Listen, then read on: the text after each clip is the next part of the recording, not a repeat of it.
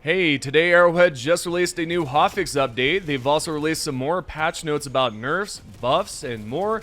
They're also gearing up for a developer Q&A and much more. There's also a lot more I will be covering in today's video, so please support the channel by hitting the like button and subscribing if you haven't already.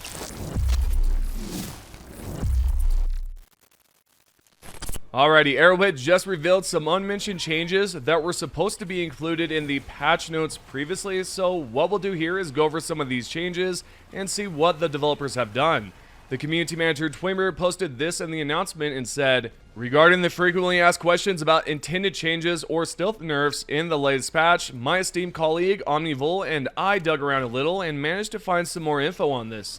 Note, some of the text below are from our developers. As you know, there were a lot of changes in this patch. That means the risk of some hits and misses will inevitably increase. Some of these are things we failed to mention in the patch notes, some are intentional, some are poorly explained, and one or two things were changed unintentionally.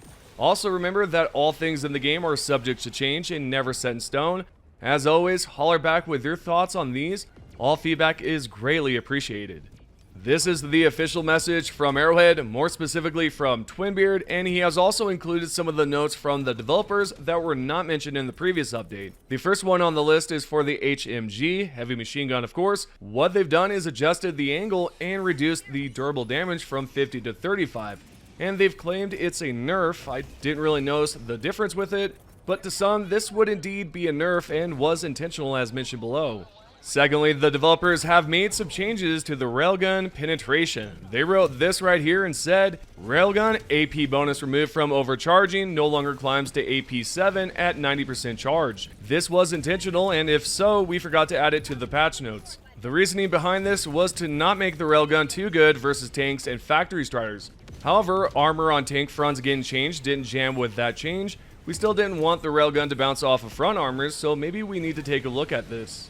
So we have another intended change, so it wasn't done by accident. However, they do have plans to check out why the railgun is bouncing off of armors, specifically the front. They plan to look into that at some point, and I'm sure we'll hear more from Arrowhead and the developers on what's going on with that specifically. Coming up at number 3, the AT mines, aka anti-tank mines, and the developers wrote this. AT mines, damage reduced 1,800, explosion radius increased, stagger force increased 30 to 50, demolition force increased 30 to 40. This was intended, but was missing in the patch notes. Now, a majority of you might consider this a nerf as well because the damage was reduced. Sure, it appears that way, but it's actually better now because of the increased explosion radius, stagger force, and demolition force.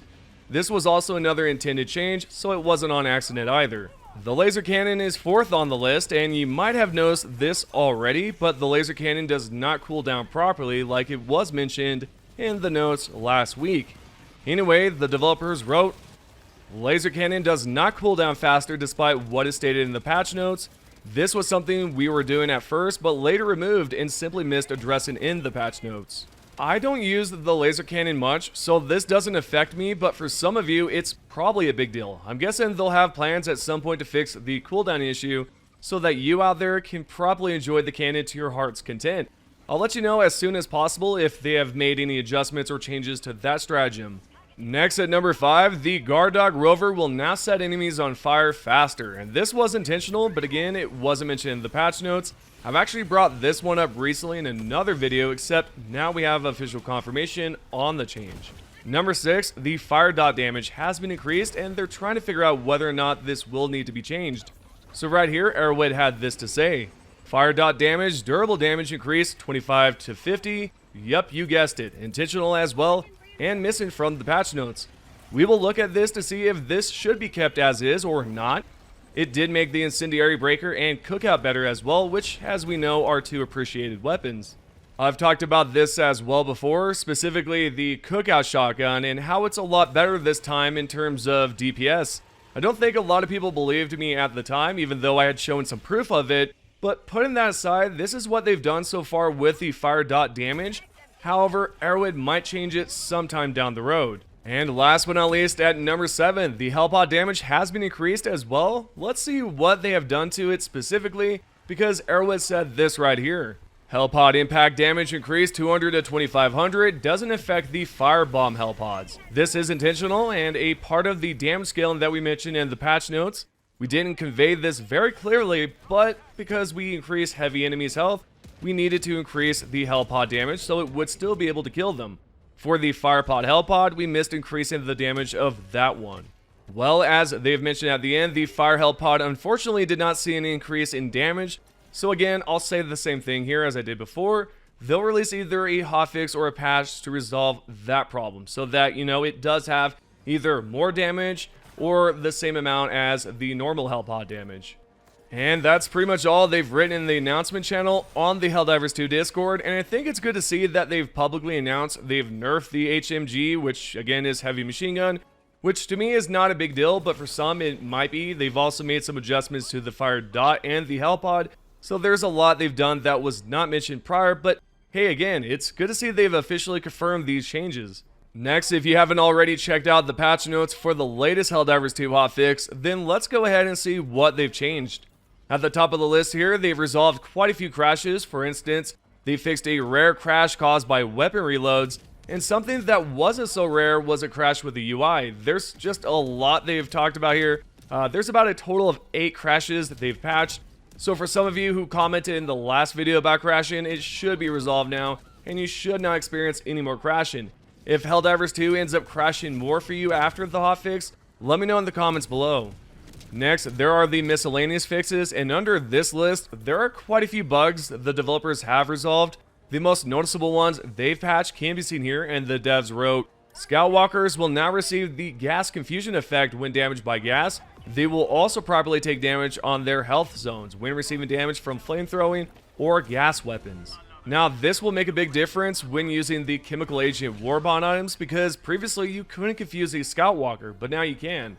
I thought at the time this was one of those enemies that couldn't be dazed, because the description does mention some enemies, so it's good that they're, providing some changes here and some adjustments, and that the specific enemy can be confused now. And of course, this also works with the flamethrower, not the confusing part, but it is a lot better in terms of damage. The next bug worth talking about can be found here on the patch note page, where it says, all Automaton Hulk types will now prioritize the player over the power generator in the evacuate high value asset mission. It's great to know they're focused on patching some of these mission bugs that are currently circulating. The high value asset mission still has at least one more bug, and that's the fact that the automatons can shoot through the walls, specifically at the generators. Now, the developers at Arrowhead are looking into patching that as well, but it might take some time, right, for them to do so. So just give them time, and eventually that will be resolved. Also, there's the random disconnection bug that would throw you back into the destroyer randomly, and apparently it's all due to poor connection. Right here, Arrowhead said, fixed issue where a poor connection between a joining player and an existing player could cause the existing player to be disconnected from the session. For good measure, we also doubled the threshold for what is considered a poor connection. This should result in less instances of being randomly sent back to your ship without warning or reason. I know this is a big issue that a decent number of you have been experiencing lately, and this update should help with any sort of disconnections you might have experienced before this hotfix, as it is designed to assist those with poor connections, allowing you to stay in the game a lot longer. Now, lastly, they've resolved 2 more bugs in the list that I thought were worth bringing up, and that's the unable to join bug on PlayStation. They fixed that, and it was due to the rest mode apparently. Rest in your PlayStation, then getting back on would prevent other divers from joining you. After this hotfix, you should be able to see other players joining your game. The other bug is the free exterminator title. Prior to this hotfix, you could actually equip the title from the latest chemical agent warbond without purchasing it. Now they've patched it so that it's no longer possible, and by doing this, they've also solved the other problem that would essentially remove the title from your list of titles if you had purchased it in the warbond. So now if you did purchase this before, you should see the title in your list. This is pretty much it for the patch notes, so if you would like to check out the full list below, I'll leave a link in the description so you can see it for yourself. There's no mention of buffs, nerfs, or anything like that. It's mainly fixes for bugs. Continuing along, as I've mentioned at the start, the Arrowhead developers are planning on doing a Q&A session soon because the community manager has posted some information regarding this, and they're currently accepting questions for their next video. So if you take a look right here on the Helldivers 2, the community manager wrote, As some of you might know, we are planning on doing some more audio-visual content, such as vlogs, various streams, interviews, etc. going forward. We are currently in test phase mode for some of this and would love some assistance. Therefore, please write whatever questions you might have for Helldivers 2 in the snazzy form shared here. Questions can be for Arrowhead in general as well, but preferably diver-related stuff. I can't guarantee this will be replied to in public, but I hope so. Then the community manager continued on to say, edit questions only, please. I know that the text in the form initially said suggestions as well, but that was my bad. Only questions this time, thanks. I'll stop pulling stuff from this forum this Thursday, September 26, 4 p.m. CET, 7 a.m. PT, 10 a.m. ETZ. Note, no personal information is saved or stored from this forum. We don't care who you are, we just want your questions. Thanks for your help, Divers. So they're eventually going to shut this down in about 2 days, which would be September the 26th, as mentioned. If you would like to ask a question, then head over there now and submit one of your choice. I'll leave the Google form link down below so you can fill it out. They do not want any suggestions, as they've also mentioned. They just want questions for the next developer video. You could ask them about the sample exchange if it's still going to happen, or you could even ask about difficulty modes, or whatever else you're planning to ask. You can definitely do that here on this Google form. They're also doing this on the Reddit page as well, where you can post your questions if that's something you feel inclined to do.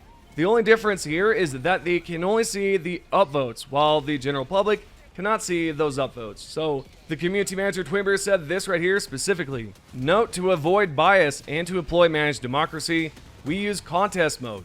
This means your upvotes will be viable to us, but not the general public. Feel free and upvote the questions you like. So really, they're avoiding any sort of public eyes from seeing the upvotes. Go ahead and ask a question on Reddit, and you might just be picked from the list that they eventually answer on a stream or in some sort of developer Q&A video. Also remember that this is not the only site they're taking in questions, because the Google form will also be listed below so you can send in your questions. Alright, at some point during this video, I brought up the questions for sample exchanges, and I'm sure a lot of you are wondering if the developers at Arrowhead still have plans to reveal that at some point. And the answer to that is that they still have plans to do so. Twinbeard, the community manager, responded to a player on the Helldivers 2 Discord who wanted to know exactly if there's still plans for a sample exchange. And the community manager Twinbeard responded with, no ETA, but I can't confirm it's still something we're working on. As you can tell, they still have plans to do this, but there's no ETA on when we can see something like that. I'm guessing it will be included in the next big update, but honestly, who really knows? This is my best guess, considering we've received a bunch of fixes for bugs, as well as some amazing buffs. So I'm going to say the next one will include some brand new features. We know Arrowhead has plans to add a color feature, apparently, that allows us to apply the colors we've collected through the War Bond and use them on the armor that we've also collected. So for instance, you would be able to equip the mustard color to an armor of your choice. This is also still in the works, just like the sample exchange. And yeah, this is why I'm guessing the next patch will have a bunch of cool features for us all to mess around with. And last but not least, we have a post from Twinbeard that responded to a player about the difficulty modes from yesterday's video and about how they're trying to figure out what they're going to do with it, either, add some different modifiers or whatnot. But here's his response to a player that was concerned. Bear in mind that in the post you replied to, I was just spitting brainstorming stuff. I'm of course aware adding achievements won't change the diff setting. I clarified my reply in another post saying that there are so many parameters in the game that does affect difficulty. Damage, HP, durability, enemy numbers, weather modifiers, weapon stats, etc. That I'm convinced we'll be able to raise it a few notches if or when we feel it's needed. Who knows, maybe we're working on it already. What I'm hoping is that they provide some sort of rewards for completing these higher challenges, like maybe new colors to add to our characters, maybe new armors, new weapons, new stuff basically is what I'm looking forward to. I want to be rewarded knowing that I completed this difficulty mode at the highest difficulty and I'm being rewarded for it, because then I feel inclined that I have to do it because I know I'm going to get rewards from it, and that's what I want. With all that being said, let me know how you feel about this video and everything that we've talked about. Let me know your thoughts on it. But yeah, this has been your Helldivers 2 news. We're now going to bring up the top 3 comments from the previous video. If you'd like to be featured in the next video, all you have to do is comment down below. The first comment is by Deathcapped Kraken. Love the Reddit post I read where user Survivor 813 made the point that the mission as an operation should affect the overall operations. like doing an eradicate mission first would affect reduce the patrols in the remaining missions, or sabotaging the dropship manufacturer would affect reduce the incoming dropships, etc. Yes, I like this idea a lot. And it doesn't show that I hearted the comment there because I actually had to open this in a private tab so I could probably see all the top comments. Now, the next one is by this username, Eric Miltoner3604. Sorry if I butchered your name there. We don't need more assault rifles. We need the ones we have to be better. And that I agree absolutely again. And the last one right here is by Toby's Army. I have so many options for loadouts now. I am crazy happy. Things are going in the right direction in my opinion. And yep, you're not wrong about there, buddy. I agree all the way. So those are the top 3 comments from the previous video. If you guys would like to be featured, remember to comment down below. And with that said, thank you guys so much for watching the video, and I'll see you guys in the next one.